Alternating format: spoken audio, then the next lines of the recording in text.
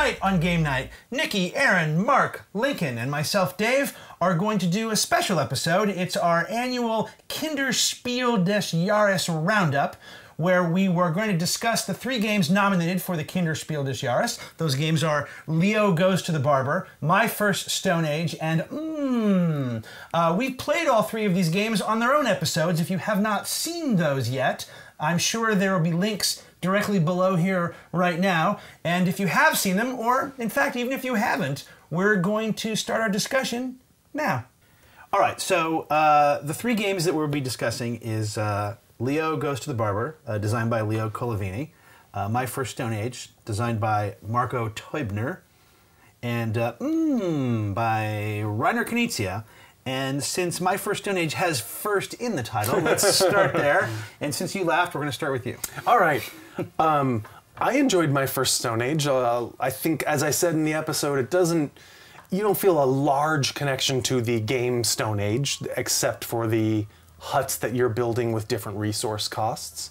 But I think it was a game we all enjoyed. There's a little bit of a memory component in the hiding your resources under your little hut foundation. And and a lot of memory component. You're right, I totally skipped over that part. There's a huge memory component in remembering where the action spaces, so to speak, are around the edge of the board. And I did really like, I would say my favorite bits of it are that memory component combined with the fact that then you can screw it up a little bit. You get to, when someone builds or fails to build a hut, you swap 2 of those pieces and then flip them all back over. So it shifts a little bit, but not a lot, so that you're totally thrown off. So I enjoyed the game. I do think kids would like it, and the memory aspect of it was the most fun part for me. Yeah. What about for you? I enjoyed it. The memory, like you're saying, was fun. I don't know how to say it's more of a game, like maybe it leads you more into the adult kind of resource collection. Starting out in that direction. The other 2 games don't lead you. They're great games, but they don't lead you in that same kind of Euro material collecting sort of thing. I know exactly what you're saying. There's not a perfect way to say it, but yeah, it is the gamiest where you're collecting resources to do something with them. So it's in a way My First Euro, right? A little bit, yeah. Teaching you how those things work. Right. And I like the idea of the story that we mentioned in the main video. Yep. Sort of familiarizing kids with the parts and the components instead of saying, this is your arrowhead, it's telling a story, which I think maybe kids would tend to remember more of, that's the arrowhead from the story, that's this from the story, and it'd be more interesting to them and an easier way for them to remember the parts and pieces of the game. Sure. Right. Kids and Mark, of course. Right. Why? The theme? Yeah, you love that kind of stuff. Mark, as the representative parent of the group, as always, do you think My First could be sort of a theme? Would there be a My First Settlers and a My First? I think there are some of those things, right? Are they called My First? Or I feel like there could definitely do a Carcassonne, correct? Or I something think like so. Okay. Right, and that's also Hans. And then there's the Kids of Catan and things like that. Yeah, right. But it's a good idea, right? It seems like it could be a whole line of My First Euros. Well, it's actually potentially like a very clever way of hooking in parents, right? Like My First Stone Age didn't have to be Stone Age. In fact, for me, like what you said, I mean, yes, I saw Stone Age in the game, but it wasn't important. It wasn't it's not critical. It wasn't woven into the fabric of what this was. This could have had any theme, but by calling it's not Renaissance, though. So but by calling it My First Stone Age, or if you had a game that was My First Settlers or My First Carcassonne, you're going to get those people that know those games. Right. And it's like, oh, here's a kid's version of the games I already like. Yeah, in fact, could be a good hook. You'd be more inclined to buy that game or pick it up. And I think it works the other way, too. The kids maybe have seen their parents playing that game, but they're not allowed to touch it, right? Because there's lots of little pieces. That's truth. And then now here comes funny. Like, well, we'll get a Stone Age that we can play together, and that makes perfect sense. I don't know if there's a My First Power Grid. I mean, there's a limit to how far you can do some of these things, but I think My First Euro is a neat idea. What do you think, Link? I enjoy this one. I think they have the fun element of the movement pieces, where not only do you have just the location ones that tell you to go to a specific location, you have the dice ones. So you have more than one avenue to get to locations, as long as you can recall where they're at. The flipping, so like I think we mentioned in the video, the dog is a risk. Taking the dog, everybody knows who has it. There's only 2 in the game. Right. So you almost don't want to build to that until later in the game. And that is really cool. There's some strategy there. And the fact that everything's hidden. It seems a little harsh for a kids' game to have everything hidden, but probably not really, ultimately. But well, speaking of harsh and having everything hidden, let's move over here to Leo Goes to the Barber. I know you like it, so let's start with you. Well, as we said, this is this year's the Kinderspiel juror said this is the time stories for kids. My first time stories. Yeah, my first time stories. It really kind of is. It has, you have to remember things. It's not, you have to learn from your mistakes in time stories. But this well, as I guess in this one too. But it's a really fun thing. And for us, I thought that 5 was going to be insane and chaotic, but I actually think it was a lot of fun. I had a great time with us screwing up. I mean, it's just funny. And this is a co-op, as this is versus, right? You're me against everybody else. And this one, we're all working together. So there's fun in that element of the game, Right. Trying to figure out what to go, looking for some strategies. I thought we had some amazing stuff going on there. Aaron's, hey, we've done this one, so if you play that one and you land there, it won't be the Parrot, which was awesome, the pink Parrot, which had already been revealed, which I never even thought of, right? Right. And if I remember correctly, I don't think Aaron even thought of it. It was actually Mark. Oh, was it? That took Aaron's suggestion 180 degrees. Oh, okay. Oh, yeah, that's the whole the opposite of Aaron thing. I joked afterwards. I felt like we played this the hardest possible way, which was 5 grown-ups. Right? Well, we did play it slightly wrong. Yeah, we have to mention our homegrown variant that we played. The rules say that when you bust and you go over the time, whoever would have had the next turn starts the next round once you reset everything. And I wasn't taught that way by the jury. But here's the thing: in a 2 or a 3-player version of the game, because you deal the whole deck out. Like in a 2-player game where you each have half a deck, or in a 3-player game where you each have a third of that deck.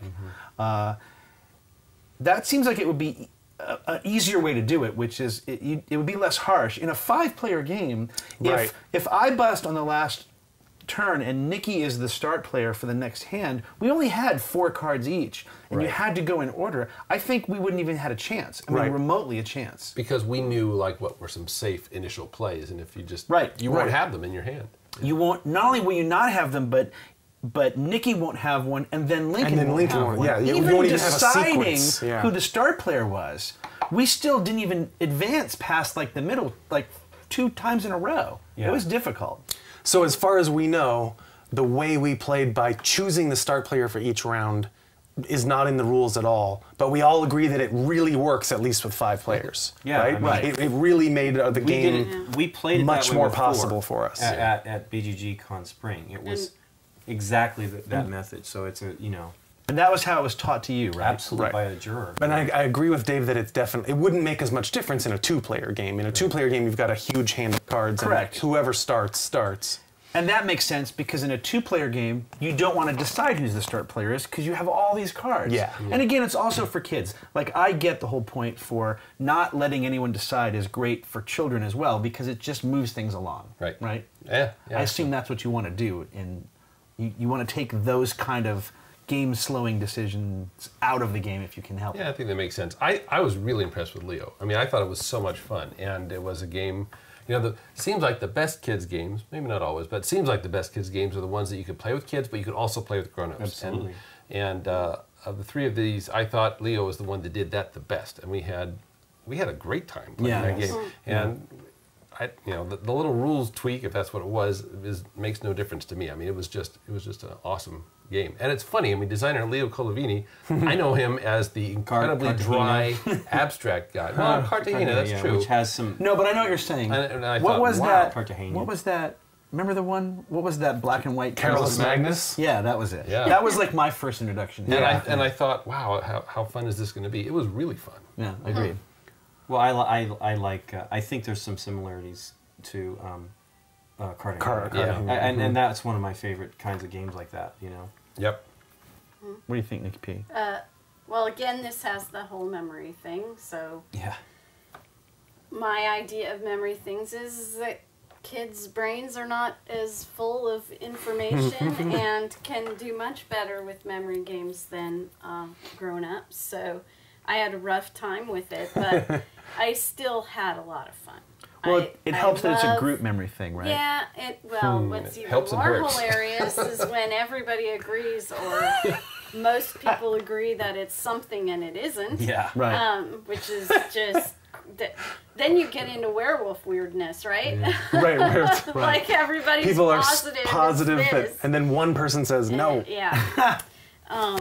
So it was a lot of fun, and I like the art on this one. I walked by the table at BGG Spring, and I saw the parts with the hair. Yeah. And I was just like, that is great. I really liked the long flowing hair. He looks really fun. He looks great on the box. I mean, what a weird theme to begin with. Yeah. Right? Like the lion has to get to his hair is growing so long, he needs a haircut. Yeah, it's great. Yeah. You like this one too, yeah? I did like it quite a bit. Yeah, I had a lot. I mean, we all had a lot of fun. It's probably the loudest video we've ever done with laughing and cackling and stuff. Talking over each other. And you kind of touched on it. I do really like how it changes quite a bit with player count. Yeah. You know, a 2-player game is very different than the 5-player game, but you also have a bigger burden of memory in a 2-player game. Right. And is that easier or harder? Right. You know, you have less competing voices shouting, no, it's pink, it's purple, no, it's right here, but you only have 2 people to remember your path and the things that you need to know. So I really like that the way that the player count sort of changes up that game. Also, you know, in the old days, if you thought of children's co-op, it was all those like family pastime games. Oh, yeah. And I mean, the notion of just children's cooperative games has so come along. I mean, that's what's cool to me about this one. Co-op games in general have... Right, but I think of most of the co-op games that we like as being grown-up games. Yeah. Or family games, but not kids games. You see them leaking into the kids games. Yeah, which totally. I think is spectacular. I agree. And it makes perfect sense. Yeah. I mean, we were a co-op, a parent and a kid playing together. Yeah, I mean, it surprises me that hasn't happened sooner in a weird way. And using that as a segue into which is also, of course, a children's co-op game. So what did you think of I liked it okay. So you're like, huh. Yeah, I'm like, huh. But you're not meh. Yeah, I'm not meh, but you know, I guess the part that I liked about it, is it the only one that's dice? I guess it is, really. I mean, this has dice. The Stone Age has dice printed, but it has actual dice. Yeah, but right. my first Stone Age doesn't, is what I meant to say. Yeah. Right. Whereas you actually roll the dice. And there's just always something fun about rolling the dice and being, you know, surprised or disappointed or whatever by what happened. So it has that going for it. And it's easy enough to play together. I think, just like we said, co-ops and kids' games are just a perfect match. But, and I think we said this when we talked about it, or some of us did, it just still felt a little flat for me. Or yeah. Nikki, what about Okay, I kind of enjoyed it. Okay. Like Aaron was saying about Reiner Knizia games, I would actually compare it to Can't Stop without the math element. But that's not Knizia, that's it's Sid Saxon, right? But that's a good comparison. Sid Saxon. That makes perfect sense. Absolutely. Because it has exactly that element. It's without the math. You are blocking off, you're rolling die to get to finish things. And once you finish it... And once you finish it, that's out of the game. Just like one of those numbers is out of the game. The only one of the difference clearly is that one you're out for yourself and this one is cooperative. But it definitely had that. Well, when you block them off and Can't Stop, it's out for everybody. It's exactly the same idea there. The dice get worse and worse. Same way. No, I think that's a really good comparison. Yeah, very, very good one. I really like that one. I think I love that the dice become more and more restrictive as you play. The advanced version builds that in from the whole game, essentially. But I like that. I love rolling, and should I do this? Should I go for the whole thing? Should I, we were trying to be conservative as far as not blocking off more than one at a time, and that was just for fear of not being able to roll stuff later. But maybe we should have gone for it some of the times we didn't. You know, you rolled like all those fish or something that one time, which would have been powerful. But at the same time, we're thinking, well, if the fish are gone, that's one more face that's no good to us in the die rolls, which is great. Well, that brings up the point of, like, you know, gamers versus kids, right? Yeah, I mean, as gamers, it's like, well, you got to make sure you keep your options open. And you're right. I could totally see kids just wanting to always maximize their roll every single time. And that you can do that and maybe still win is potentially a good thing, right? You don't want to have that, say, strategy always lose. Right. Unless that's the lesson you're trying to teach kids. It's so luck-based with the dice, it's hard to factor that in anyway, yeah? It's just working together. That's cool. So you compared it a little bit to Yahtzee while you were teaching Which it, I guess but is also, not exactly right. But it's also, I know you're a big fan of, and a lot of us are, of Knizia's Escape and Extra, same game essentially. Yeah. So that's almost, you can almost tag a My First Extra on this, right? Have a little bit of that. I know that's one well, thing it has you the compared X it to. dot, which is the best. Yes. It doesn't have a 7 though, which is the best about it.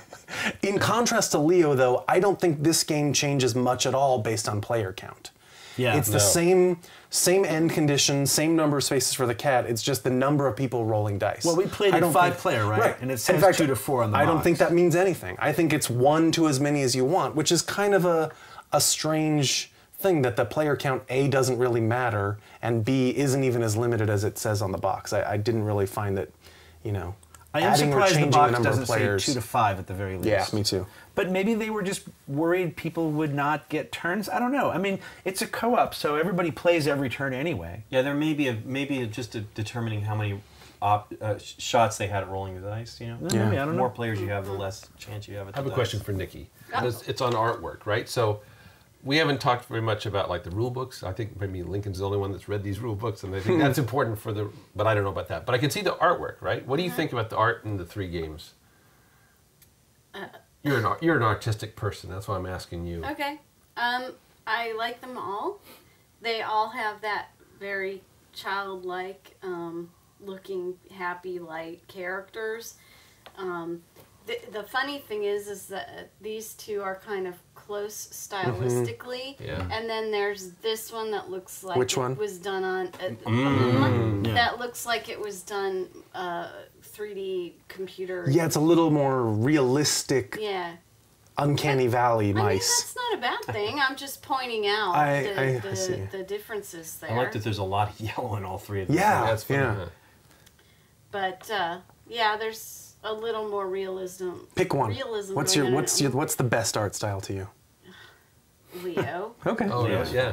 Just the cover is just great. The cover is pretty great. It's cute. It's light. It's fun. There's characters going on. That's just my personal.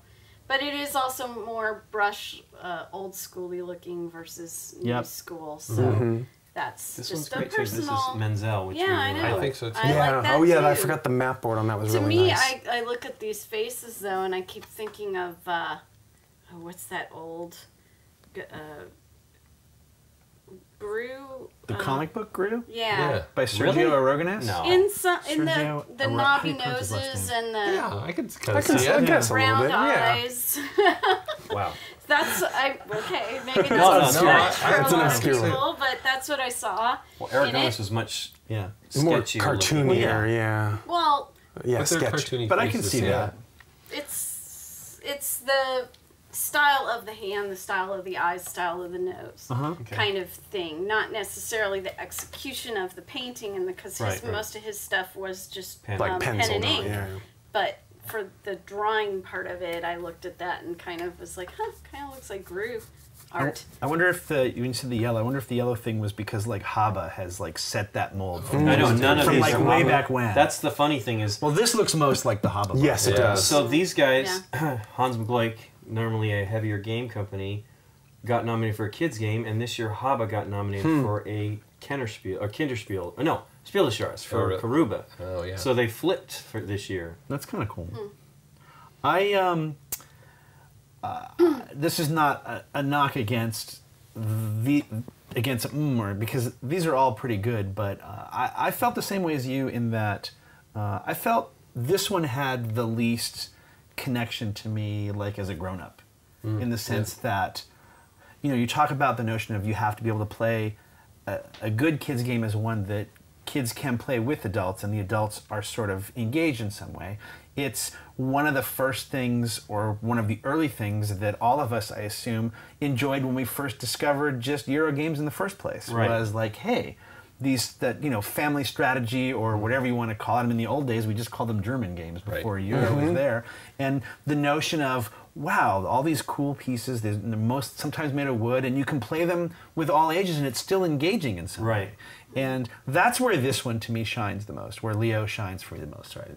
And these two, my first Stone Age and were the ones that were a little disconnecty for me in that regard. I wished that the memory element in Stone Age was trickier. Yeah, only moving 2 is odd.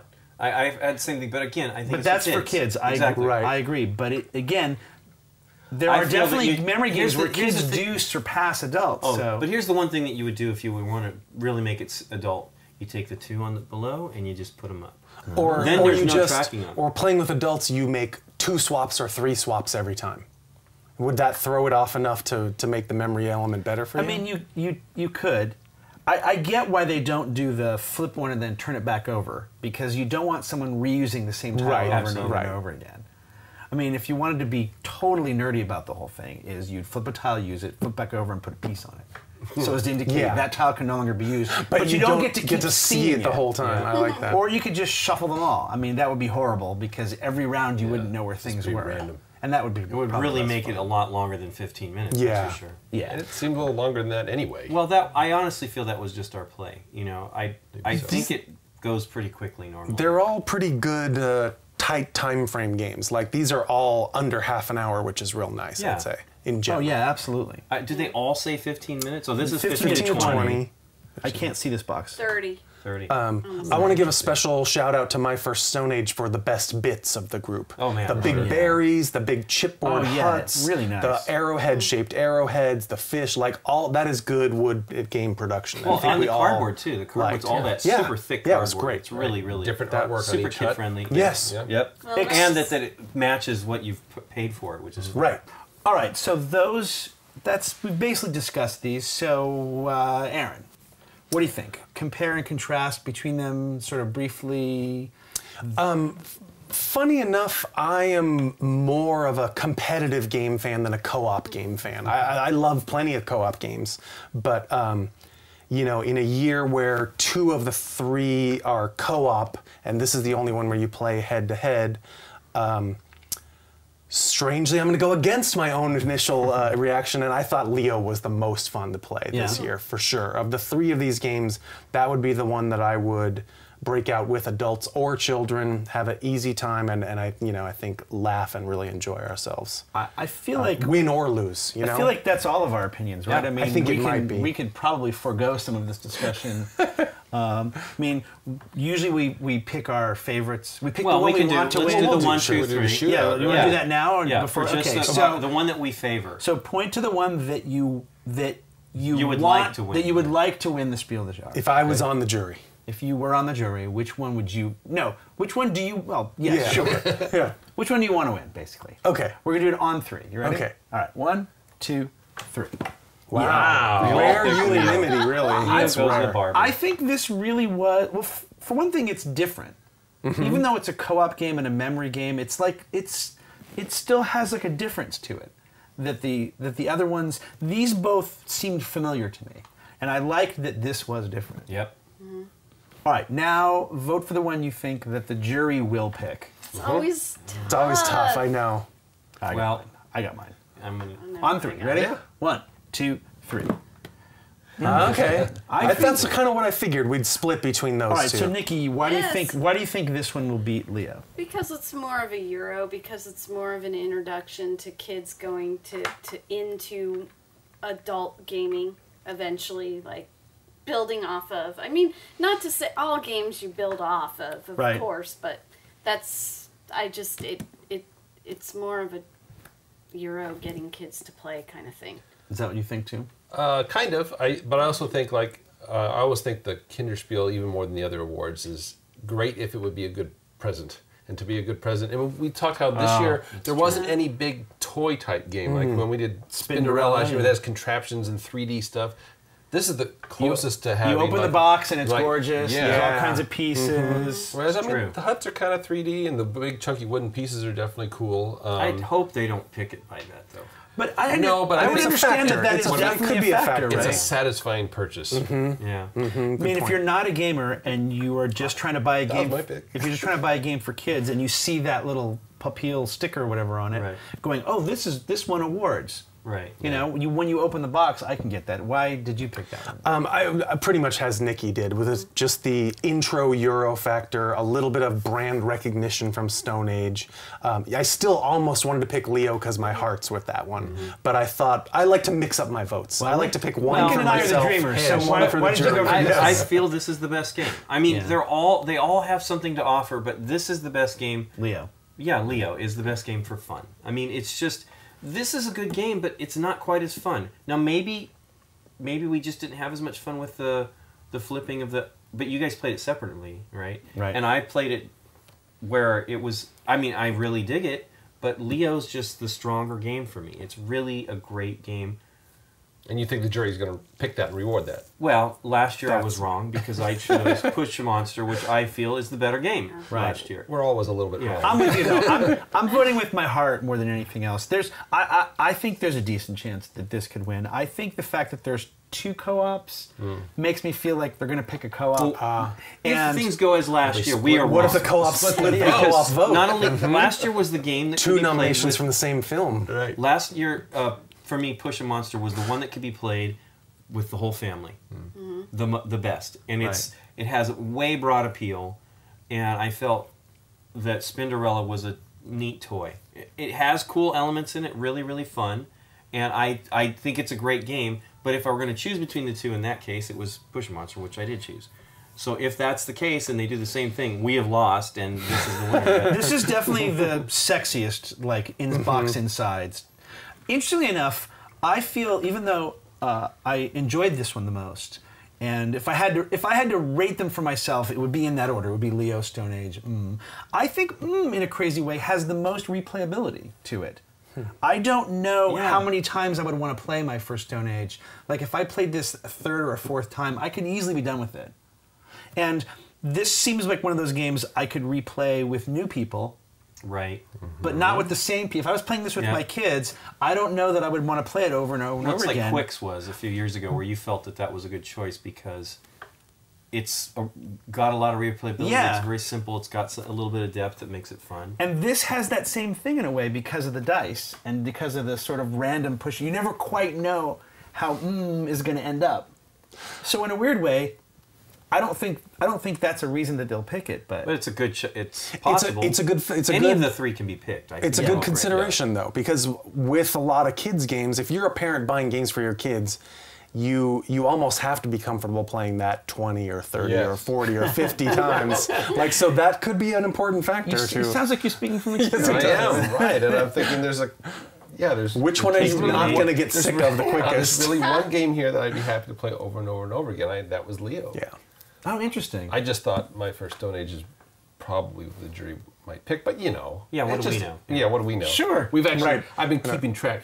Yep. Yes. None of us are very good. but collectively we're pretty good. Yeah, we're all pretty equal, and we're not horrible. All right, well, does anyone have any final thoughts before we wrap this up? Nope. Nope. Next year they'll all be blue instead of Okay. All right, we'll remember that. 1 year from now, we'll see if you're right. All right. Put that in your little database. I will. Yeah. All right, well, thanks, guys. Thank you. Thank you.